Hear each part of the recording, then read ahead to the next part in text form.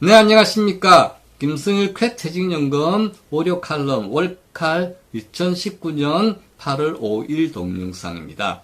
이번 월칼에서는 제가 중앙일보 더 올해에 연재하고 있는 김승일 퇴직연금 이야기 2018년 4월 7일 칼럼을 설명해 드리겠습니다.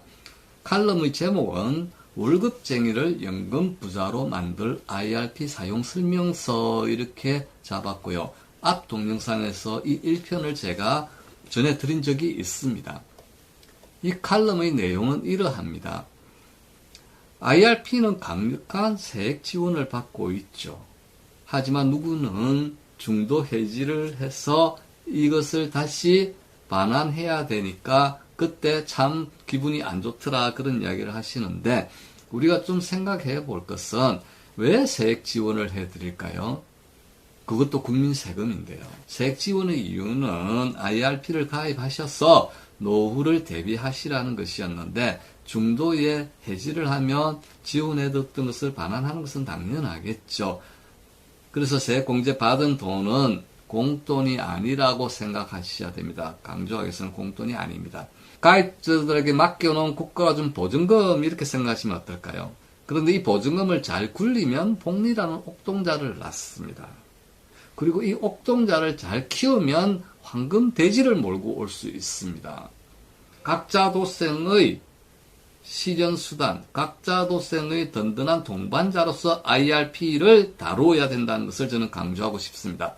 다시 한번 강조하겠습니다.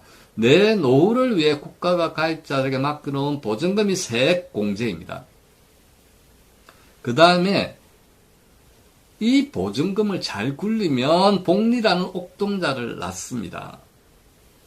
또 중요한 것은 옥동자가 황금돼지를 몰고 올 수 있게끔 가입자가 키워야 됩니다. 그래서 각자 도생의 각오를 실현할 수단으로 IRP를 활용하시라는 이야기를 해드리고 싶습니다.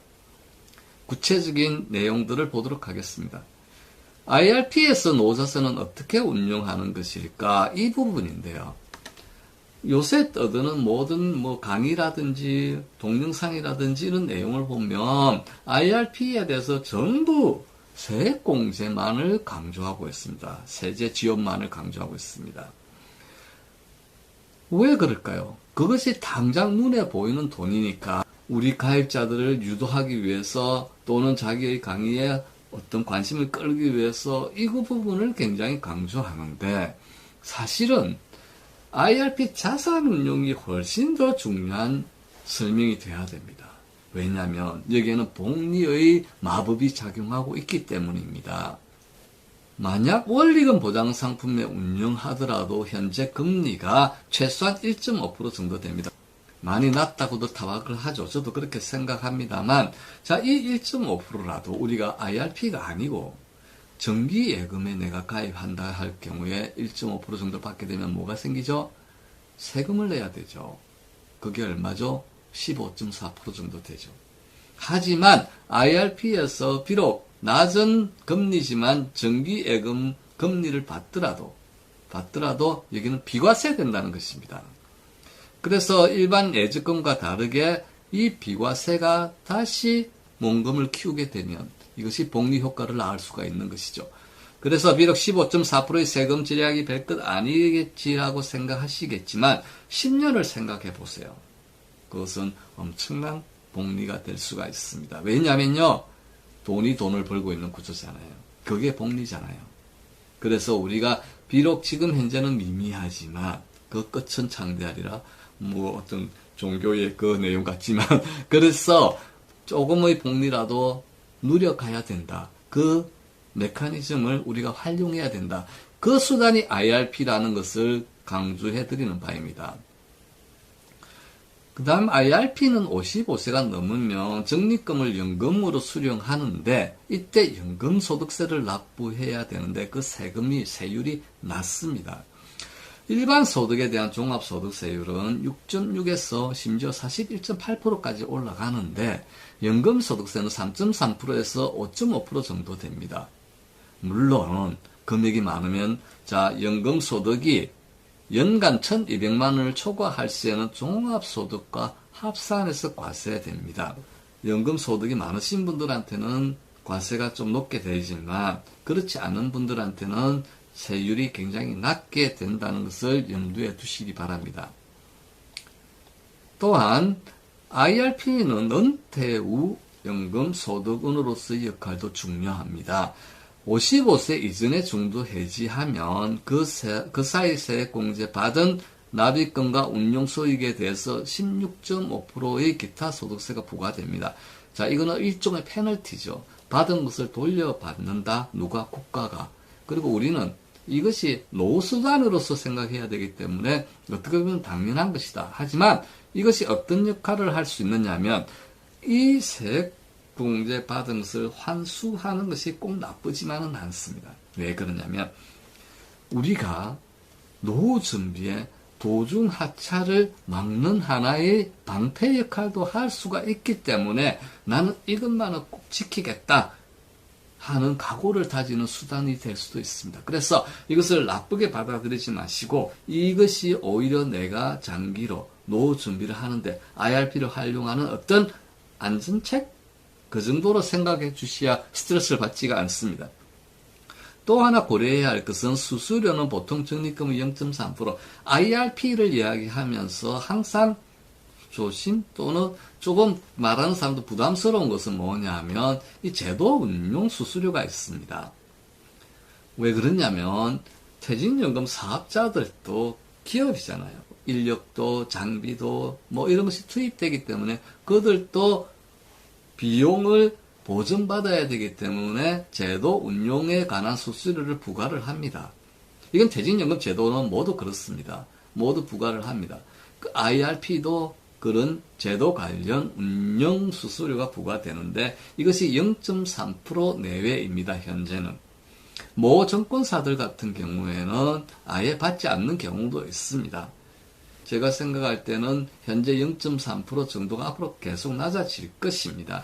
제도 관련 운용 수수료에 대해서는 크게 부담을 느끼지 않으셔도 됩니다. 우리는 이 제도가 주는 혜택을 가지고 우리의 노후 자금을 키워가는 것에 더 초점을 맞추는 것이 중요하지 않겠습니까? IRP가 월급쟁이를 연금부자로 만든 핵심은 세 가지입니다.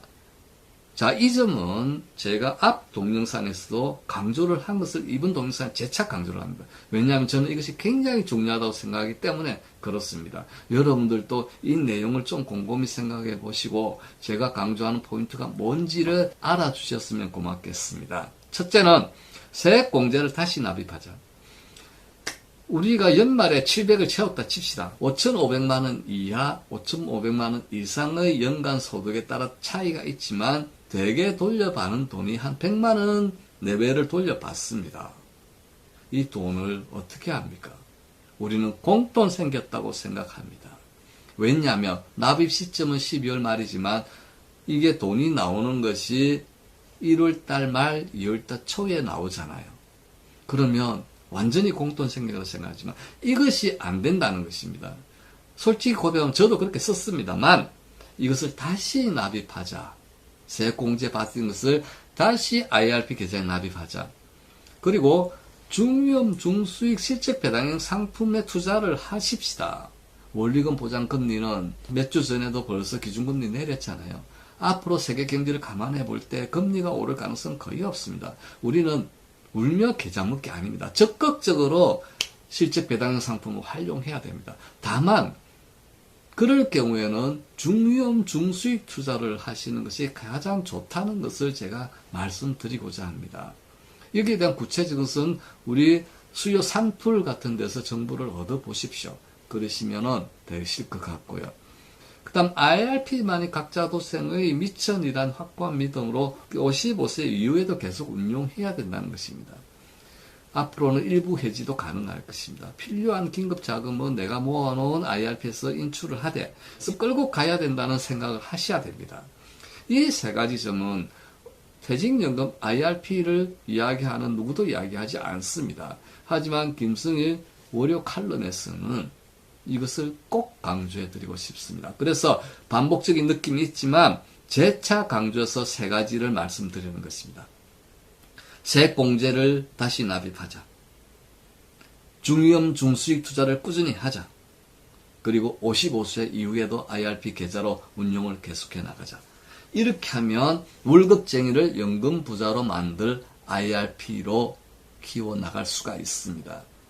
곰곰이 좀 생각해 보시고 이렇게 IRP를 활용하시는 게 어떠실까요?